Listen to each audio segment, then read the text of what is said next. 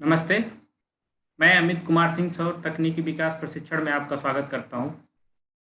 आज हम लोग जानेंगे वेरियस टाइप के सोलर ऊर्जा सिस्टम क्या क्या है। तो जो जनरली हम लोग आज डिस्कस करेंगे वो सोलर स्ट्रीट लाइट क्या है, सोलर होम लाइटिंग सिस्टम क्या है, सोलर पंप क्या है, सोलर वाटर हीटिंग सिस्टम क्या है और सोलर ड्रायर क्या है। तो ये 5 टॉपिक पे आज हम लोग बात करेंगे। सबसे पहले हम लोग देखते हैं सोलर स्ट्रीट लाइट क्या है। तो सोलर स्ट्रीट लाइट हर गांव में हर चौराहे पे मोस्टली ये लगे होते हैं, जिसमें पोल होता है, उस पे पैनल लगे होते हैं, लाइट लगा होता है जो रात में अपने आप जल जाता है, सुबह में अपने आप बंद हो जाता है। तो ये इसमें क्या क्या कंपोनेंट लगे होते हैं, कैसे ये काम करता है, इसको थोड़ा सा हम लोग देखते हैं। तो इसमें जो पहला चीज होता है वो सोलर मॉड्यूल, जिसे सोलर पैनल बोलते हैं हम लोग। ये डिपेंड करता है कि लाइट की कैपेसिटी कितनी है, 9 वाट है, 12 वाट है, 18 वाट है, 15 वाट है, 20 वाट है। तो जिस हिसाब से लाइट का रेंज होगा, जिस हिसाब से लाइट का वाटेज वाटेज होगा, उसी हिसाब से पैनल को डिसाइड करते हैं। और जिस हिसाब से पैनल होगा और numbers of hours of operation होंगे कि कितने घंटे चलाने हैं, 10 घंटे चलाने, 12 घंटे चलाने, 24 घंटे चलाने। क्योंकि कई बार सोलर सिस्टम हम बनाते हैं तो उसमें 2-2 दिन का ऑटोनोमी देते हैं कि अगर 2 दिन तक अगर धूप नहीं है तब भी वो चले। तो इसके लिए उसी के बेसिस पे फिर हम सोलर बैटरी जो होती है उसका हम लोग डिजाइन करते हैं। तो जो सोलर स्ट्रीट लाइट में जो बैटरी लगती है वो 2-3 तरह की है अभी। एक तो हो गया लेड एसिड बैटरी, जो पुराने मॉडल है, हमेशा से चलते आ रहे हैं। अभी नया नया टेक्नोलॉजी आया है लिथियम फेरोफॉस्फेट, और कई बार हम लोग लिथियम आयन बैटरी का भी उपयोग करते हैं। और लाइट होता है तो जो उसमें पोल पे लगे होते हैं, जैसा इसमें भी दिखाया गया है चित्र में। आप एलईडी जो बल्ब है, एलईडी जो लैंप है, तो उसमें एलईडी लैंप होता है और उसके उसी में इनबिल्ट होता है चार्ज कंट्रोलर। तो कितना चार्ज करना है, कब डिस्चार्ज करना है, कब कनेक्ट करना है, कब डिस्कनेक्ट करना है, कब लाइट्स ऑन होने हैं, कब ऑफ होने हैं, ये सब सारी चीजें उस फंक्शन वो उसमें सर्किट लगे होते हैं, कंट्रोलर लगे होते हैं, पीसीबी लगी होती है, उसी के माध्यम से इसको ऑपरेट करते हैं। इसमें पोल लगा होता है। अब पोल अलग अलग स्कीम, अलग अलग रिक्वायरमेंट के हिसाब से डिजाइन किए जाते हैं। कई बार 5 मीटर के होते हैं, कई बार इसको 6 मीटर का करते हैं। और इसमें इसके वेट के बेसिस पे डिसाइड करते हैं। जैसे पोल 12 kg में आता है, 18 kg में आते हैं, 24 kg में आते हैं, 30 kg में आते हैं। लेकिन जो आइडियल होता है वो 18 kg और 24 kg जो पोल होते हैं वही यूज किए जाते हैं जनरली स्ट्रीट लाइट में लगाने के लिए। और सरकारी सब्सिडी और सरकारी छूट की जब हम बात करते हैं तो स्ट्रीट लाइट एक ऐसा सेगमेंट है जो गवर्नमेंट ही करती है, प्राय गवर्नमेंट ही करती है। लोग जो इंडिविजुअल लोग हैं वो नहीं लगाते। अब इसका रीजन ये है कि एक स्ट्रीट लाइट के 15,000 16,000 रुपए रेट होते हैं, अगर वो 20 वाट में, 18 वाट में है। तो अगर बड़े स्ट्रीट लाइट अगर वो लगाएंगे, उससे उससे बेटर होगा कि वो घर में सिस्टम लगा लेते हैं। और ये जो स्ट्रीट लाइट होती है वो जनरली पब्लिक प्लेस पे के लिए यूज होती है, तो इसीलिए ये प्राय गवर्नमेंट के द्वारा ही लगते हैं।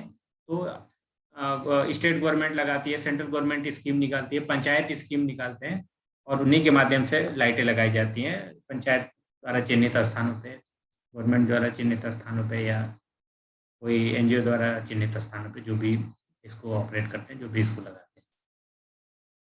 जब हम पावर जनरेशन सिस्टम की बात करते हैं तो ये 2 तरह के होते हैं। आप लोगों ने ऊपर में समझा होगा, एक होता है एसी सिस्टम और दूसरा होता है डीसी सिस्टम। तो जब हम एसी सिस्टम की बात करते हैं तो एसी में 3 तरह के सिस्टम होते हैं। एक को बोलते हैं सोलर ऑफ ग्रिड, दूसरे को बोलते हैं सोलर हाइब्रिड, और तीसरे को बोलते हैं ग्रिड कनेक्टेड। तो आइए अब हम लोग समझते हैं सभी सिस्टम को, किस किस तरह से ये सिस्टम काम करते हैं, क्या इसमें ऑपरेशन होते हैं। तो डीसी होम लाइटिंग सिस्टम की जब हम बात करते हैं तो ये जनरली लाइट बेसिक जो नीड है घर के, जैसे लाइट, पंखा, मोबाइल चार्जिंग, इसके लिए यूज किए जाते हैं। तो आप मार्केट में भी डीसी के फैन आ जाएंगे, डीसी के बल्ब मिल जाएंगे, डीसी के चार्जर मिल जाएंगे, मोबाइल चार्जर मिल जाएंगे। और कहीं जब हम टूर पे जाते हैं, कैंपिंग करने जाते हैं, तो डीसी के छोटे सिस्टम ले लिए जिसमें मोबाइल चार्ज हो जाता है, और जो हमारी बेसिक लाइटिंग की नीड है वो फुलफिल हो जाती है। तो डीसी अभी बड़े लेवल पे नहीं है, हमेशा इसको एज ए बैकअप यूज किया जाता है, छोटे लेवल पे यूज किया जा रहा है। तो इसमें क्या क्या चीजें होती है, तो इसमें ये 4 चीजें मुख्य हैं। उसमें सोलर पैनल होता है, चार्ज कंट्रोलर होता है, बैटरी होता है और लोड होता है। कई बार जो दुकानें हैं, जो दुकानदार है, जनरली वो बिजली का कनेक्शन नहीं लेना चाहते, तो वो छोटे होम लाइटिंग सिस्टम लगाते हैं जिसमें वो कुछ 100 वाट से 150 वाट तक पैनल डाल देते हैं, एक बैटरी रख लेते हैं कंट्रोलर लगा के, वो अपना फैन और लाइट का इस्तेमाल करते हैं। तो इस तरह से बैटरी बेस्ड भी होते हैं, कई बार पावर बैंक में भी आते हैं। तो जिस तरह के रिक्वायरमेंट होता है उस हिसाब से इसको बनाते हैं, इसको भी डिज़ाइन करते हैं। और ये जनरली 3,000 से लेके 10-12 हज़ार रुपये तक के रेंज में मार्केट में अवेलेबल है।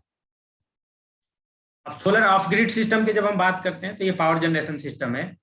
ऑफ ग्रिड का मतलब हो गया कि जिस घर में ग्रिड नहीं है, वहाँ पे जो बिजली, जो खंबे वाली बिजली आती है वो वहाँ पे नहीं है।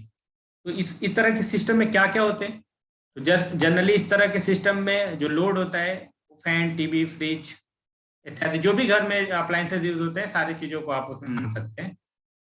जो जो पावर, जो बिजली बनाने वाली इसमें जो चीजें होती है वो सोलर पैनल होती है, तो सोलर मॉड्यूल बोलते हैं। तो सोलर पैनल होते हैं, सोलर पैनल आप जानते हैं 100 वाट के आते हैं, 150 के, 300, 350, 330, 475, अभी 550, 575 तक के भी पैनल आने लगे। तो इसमें जो जो पावर जनरेशन होते हैं, पावर बनाने वाली चीजें होती हैं, वो क्या होता है, सोलर पैनल।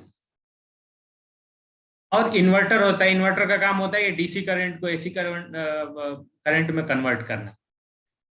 और ये होता है, अब आपके ऊपर है, जैसे आपने अगर अपने घर में 2 किलोवाट के सिस्टम डाले हैं तो 2 kVA का इन्वर्टर डालें, 2 किलोवाट का इन्वर्टर डालें, 3 है तो 3 किलोवाट का डालें। जिस हिसाब से आपने सिस्टम डिजाइन किया आपके लोड के बेसिस पे कि कितने घंटे चलाने हैं, उस हिसाब से हम लोग इन्वर्टर का उपयोग करते हैं। इन्वर्टर भी 2 तरह के होते हैं, नॉर्मल इन्वर्टर होता है और एमपीपीटी साइन वेव इन्वर्टर होता है।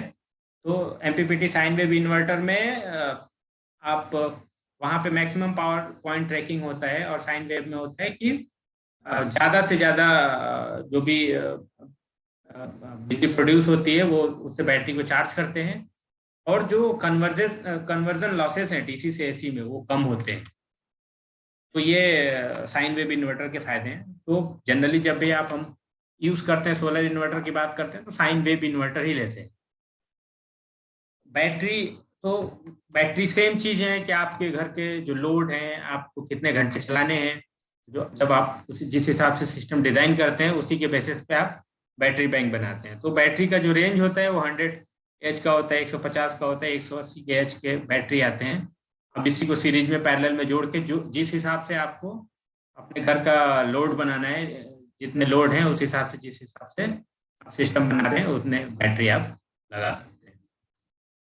सरकारी सब्सिडी छूट की बात करते हैं तो जनरली जो भी बैटरी बैंक वाले सिस्टम होते हैं उसमें छूट गवर्नमेंट का डायरेक्ट नहीं है अभी। कई बार गवर्नमेंट छोटे छोटे स्कीम निकालती है तो उसमें छूट मिलते हैं, लेकिन अगर हम ऐसे जनरली अगर बात करें, कोई सेंट्रल गवर्नमेंट, स्टेट गवर्नमेंट की स्कीम है जिसके थ्रू हम डायरेक्ट ये सब सिस्टम लगा सकते हैं, तो ऐसा नहीं है।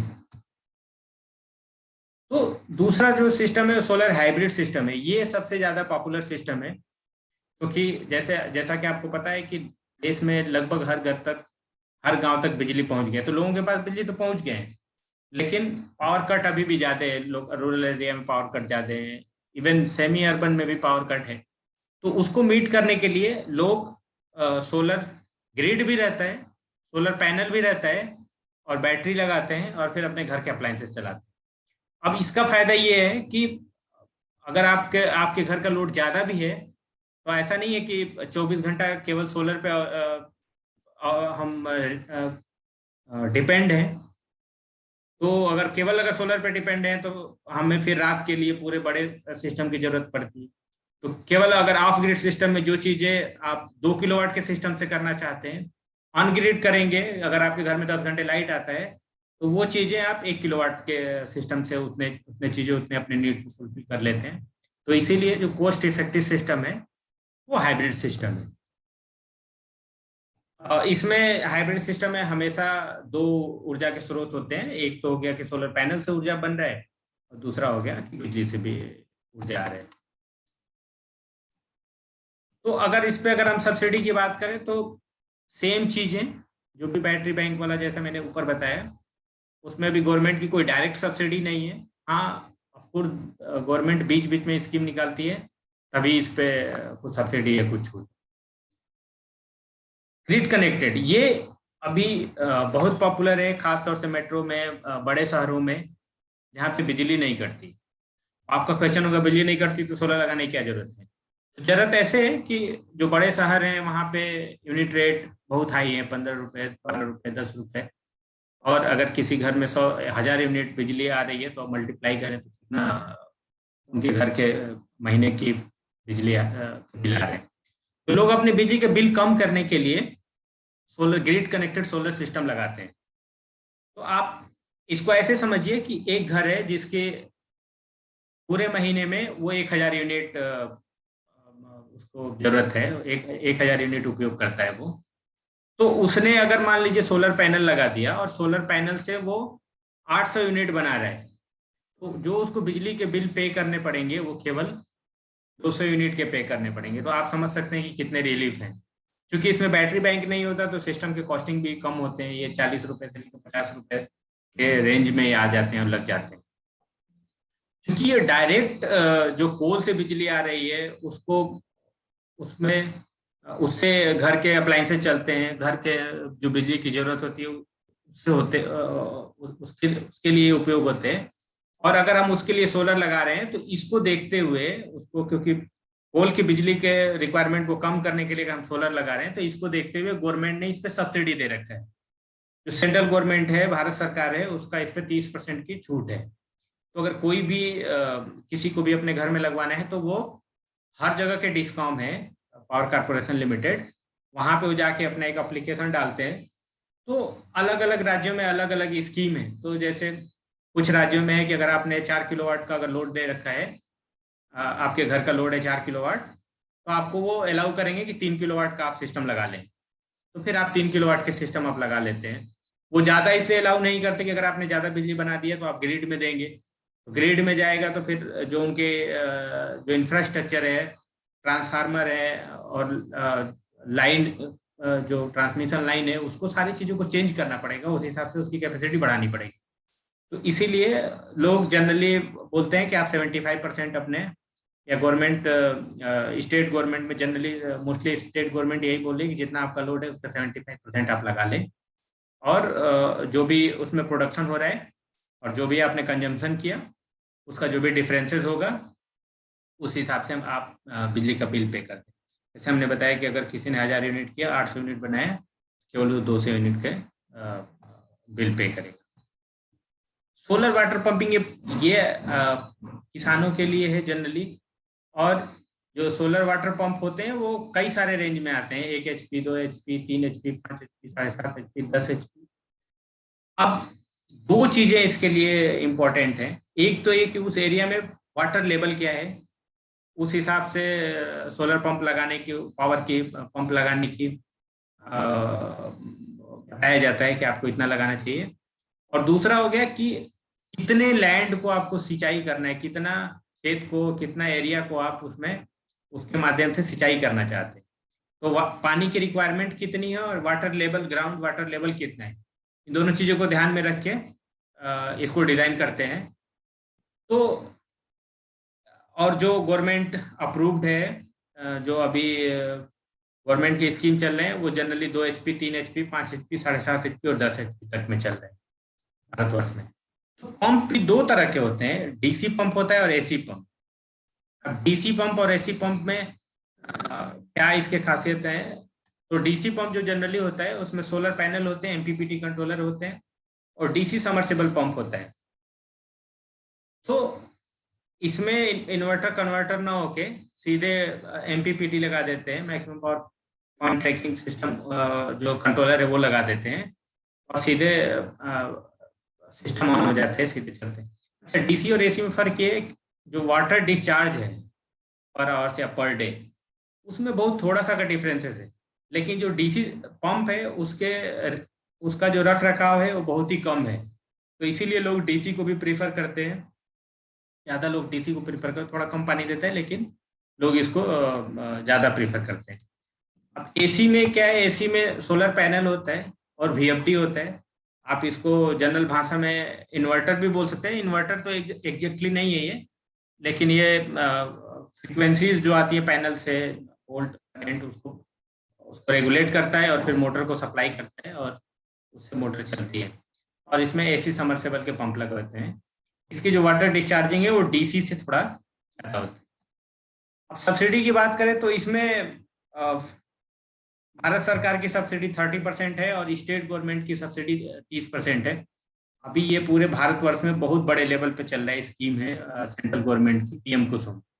तो इसमें सेंट्रल गवर्नमेंट ने 30% सब्सिडी दे रखा है और हर राज्य जहाँ जहाँ पे भी ये चल रहा है, लगभग सारे राज्य में चल रहे हैं, तो 30% राज्य गवर्नमेंट उस पर सब्सिडी दे रही है और 40% जो उसका अंशदान है वो किसान उसको पे करते हैं और ये फिर वो अपने खेत में सिस्टम को लगवा के अपनी जो सिंचाई के लिए पानी की जरूरतें हैं उसको पूर्ति करते हैं। वाटर हीटिंग सिस्टम, ये इसमें पैनल नहीं लगे होते, ये पैसिव हीटिंग पे वर्क करता है। सूरज से जो गर्मी आती है उससे ब्लैक बॉडी रेडिएशन के कॉन्सेप्ट पे काम करता है। काला सतह पे सोलर की लाइटें गिरती हैं, वो गर्म होता है, फिर उसी से पाइप लगी होती है, पाइप वो गर्म होती है और फिर ठंडे स्रोत से पानी आता है और वो गर्म होके फिर आइसोलेशन टैंक बना होता है, उसमें वो स्टोर होता है। इसकी जो टेम्परेचर होती है वो 60 से 70 डिग्री तक ये गर्म करता है। तो इसको यूज कहाँ करते हैं, तो जनरली इसको यूज करते हैं होटल्स में, कॉलेजेस में, जहाँ हॉस्टल हैं वहाँ पे इसको यूज करते हैं। और इसका जो यूज का दो पर्पज है, एक तो नहाने के लिए गर्म पानी चाहिए और तो उसके लिए इसको यूज करते हैं, और दूसरा किचन्स में यूज करते हैं, जैसे खाना बनाने हैं तो उसके लिए गर्म पानी ऑलरेडी 60-70 डिग्री हॉट वाटर है, तो उससे चावल या दूसरे जो भी उनको कुकिंग करना हो वो आसान है, जल्दी कुकिंग हो जाती है। सोलर ड्रायर को मुख्यतः चीजों को सुखाने के लिए यूज करते हैं हाइजेनिक तरीके से। ट्रेडिशनली पुराने समय में गांव में भी, घर में भी लोग बाहर सब्जी दूसरी चीजें डाल के सुखा के रखते थे, स्टोर करते थे फ्यूचर के लिए। लेकिन ये एक मॉडर्न तरीका है जिसमें जो भी प्रोडक्ट है उसके न्यूट्रिशन वैल्यू को मिनिमम कम करते हुए हाइजेनिक वे में सुखा के उसका पाउडर बनाना है या उसको वैसे ही प्रिजर्व करके उसको रखते हैं। तो जनरली इसका यूज होता है जो आयुर्वेदिक मेडिसिन की कंपनीज है वो करते हैं। जैसे ये ड्रायर है, अभी इसमें मोरिंगा ड्रम स्टिक के जो लीफ होते हैं उसको सुखाने के लिए लगाया उसमें, तो फिर उसमें उसको ड्रम स्टिक के लीफ सुखा रहे हैं, फिर उसके पाउडर बना रहे हैं और मार्केट में उसके रेट क्या है आप लोग गूगल करके देख सकते हैं। जो चीज़ें जिसकी कोई वैल्यू नहीं है, अगर उसको सुखा के उसको पैकेजिंग करके अगर उसको बेच रहे हैं तो उसकी हाई वैल्यू जा रही है। तो इस तरह के जो भी चीज़ें सुखाने हैं और फिर उसके वैल्यू एडिशन करने हैं, ये फूड इंडस्ट्री हो गया, मेडिसिन इंडस्ट्री हो गया, इसमें इसके ज़्यादा यूज होते हैं। धन्यवाद।